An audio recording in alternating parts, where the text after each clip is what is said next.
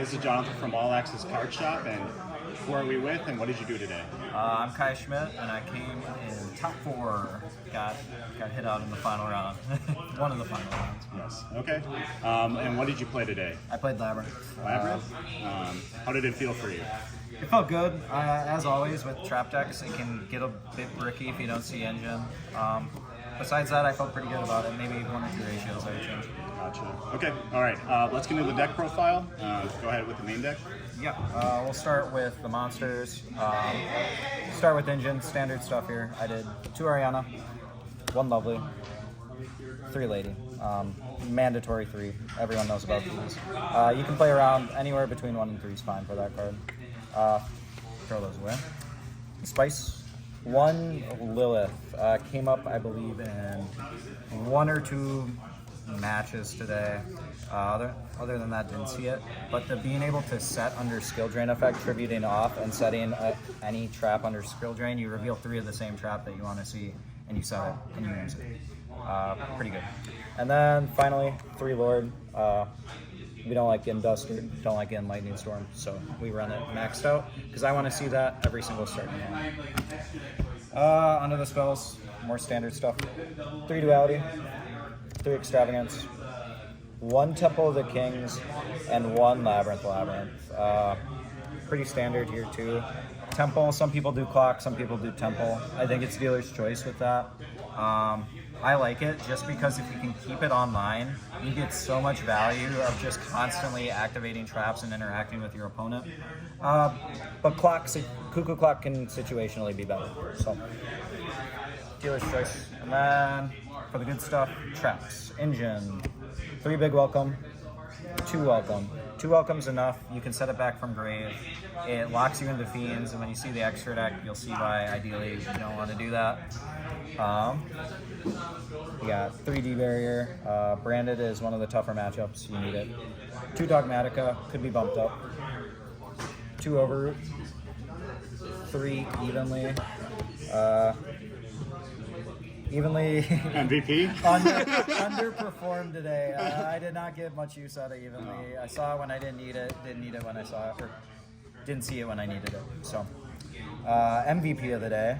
Eradicator right here. This saw that on stream. It should be main decked in every trap deck, and you probably shouldn't take it out. I'm sure there's matchups you would, but I haven't found them yet. Did you think about bumping this up from 1 to more, or did you just think that if you saw it, you saw it kind of deal? I'm happy to see it. I can search it out with the Labrynth effects, and usually that's enough. Or Lord, set it off Lord. Okay. Another cool thing to mention too, don't neglect the Lord end phase set Extravagance. If you make it to main phase and +2, it really spirals advantage and can get you a lot, and that's what it did today. It got me a lot of pluses. Rarely got ashed off that, and it was great. Eradicator, you could maybe bump up to 2 in the main. That's a little bricky. You could do 1 in main, 1 inside if there's a matchup that really hard loses to it. Like if you're playing against a trap deck, you could just throw that in. Or if you know your opponent's spell heavy and you want to see it opening hand, bump it up to 2. You could side 1. The side's pretty flexible for this deck. We have the standard 3 Compulse. I tried it at 2. It's better at 3. Generic, being able to activate. Got hit with Evenly, I'd want to say 4 or 5 times today, maybe more, and I had that set, so I just bounced whatever I needed on the field back, and it was good. Continue going. Bounce Lady back at Resolution, re-special summon Lady. Trap Trick, really good set for Lady. Also, you don't mind seeing it. Got me into D-Barrier when I needed it. In the one matchup where that was relevant. And finally, 3 Skill Drain. Never saw more than 1. Usually saw 1 over the course of 2 or 3 games. It was good. It overperforms. You want to see it every time. So, yeah, and that's it for the main deck. On to Cider Extra. We can do extra first. Yeah, extra's probably more important.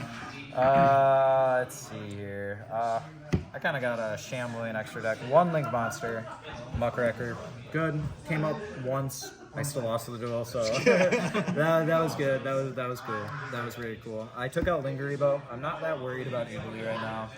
I had 2 in there for a bit, and then I never got Ibly, so I took it down to 1, and I still didn't get Ibly, so I said I want the extra deck space. Then Dogmatica targets, 3 Intis, 1 Fossil Warrior Skull Knight. This was a surprise MVP.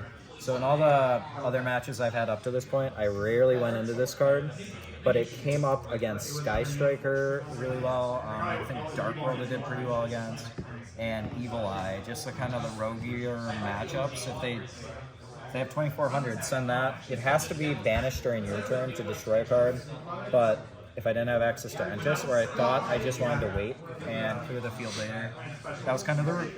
So, nice. And then the last Dogmatica target, Flu card. It's an Imperm when it's sent to the graveyard. Not much to say there. And then for the fun stuff, we got the Draglubion, the Numeron Dragon, the number 38 Hope Harbinger, and number C62 Neo Galaxy Eyes. They all use 3 level 8 monsters. You can't go into this normally. This one uses 2. Draglubion's crazy. Most people know what it does. I think I have 1 more dragon in here. Maybe not. Nope, that's it. Yeah, go into... This is why we don't run more than 2 welcomes, because you want to get 2 level 8s on field. You go into this, you detach, you go into Numeron, and you win game. Or you could go into this one if you need to clear the field, or if it's like Runic, you go into that one. So situationally, some flexibility. Most of the time isn't live because of extravagance, but when it is, it feels so good. Did not come up today, but I had 1 opportunity to do it, and the person had Imperm, so if I had done it, it would have lost me the game because they would have Impermed that. So definitely no, I would wait for like an Eradicator to resolve to know what your opponent's on, and if you know you got an open field, why not? The fun part about this deck is the extra deck doesn't matter at all. You could literally run like a different extra deck for another deck. Another level 8, Zombie Stein, didn't come up, good card, it's come up in the past. And two rank 4s, Dugaris and Babuska. Dugaris came up once, got me a +2, and I had a bunch of advantage, and I won that one, but that's about it. And for the final 2, rank 10, Super Dreadnought. If you see too many Lords, you go there. You're probably doing a lot of damage if you see more than 1 Lord, so then you can just burn them for game afterwards. You can be a bit cheeky with it. Didn't come up today, but eventually it will come up, I'm convinced. And then Divine Arsenal, Zeus Sky Thunder. I've never gone into him in this deck, and I probably never will. You typically don't want to nuke the board unless you're at a huge disadvantage. Onto the side deck. This is where the fun begins. We'll start with the standard stuff. 3 Judgment. If you're not main decking it, it must be in the side deck for a trap deck. 3 Lava Golem. Good card. Dropped it down to 2. Wanted to see more of it. Bumped it back up to 3. 2 Alpha Master of Beasts and 1 Astral Karibo. So the theory about this, you can summon Alpha Master of Beasts, bounce one back, resummon it out. It's a level 8, so it gets you into your rank 8 Draglubion line if you want it. So you can, if someone goes like Arise, Heart Pass, or one other, you can just summon Alpha, bounce back. It's a nice card. Alpha's good. Astral Karibo's nice. There's a lot of numbers in the extra deck, so I think it's just a supplementary special summon that can be super helpful. I found, so Lava Golem Alpha came up today, won me that game, dropped the lava, special the Alpha, bounced the lava. They had nothing left, and so I set like 3 or 4 and I passed. So it was like, oh yeah, so it's still my turn. But yeah, it was good. That was fun. Poor guy. 2 Lancia. I changed this around. I originally had Imperial Iron Wall in this slot. Only time I sided it was against Sprite. Saw it against Sprite, stopped it evenly, and I still lost. So, I don't know. I think it could be good. If I had seen more cash, maybe that would have come up more.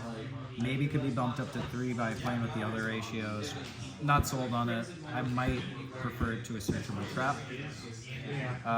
1, a Pointer of the Red Lotus. That's pretty standard too. I saw my buddy had it, so I borrowed it from my buddy. Sided it in. 5 or 6 times and never saw it, never felt the need to search it out. So that's that. And then another change I made before the day, Metaverse, Zombie World, Necro Valley. They do a lot in a lot of different matchups.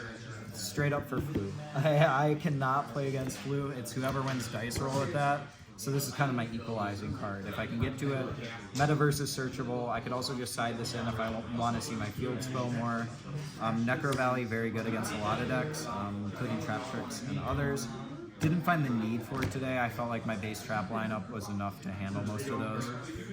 Maybe should have put it in against Pro. Yeah, that's it for the deck profile. All right, sounds good. Hopefully see more from you, Kai. Some more Labrynth soon. Catch you guys later. Yep. Peace out.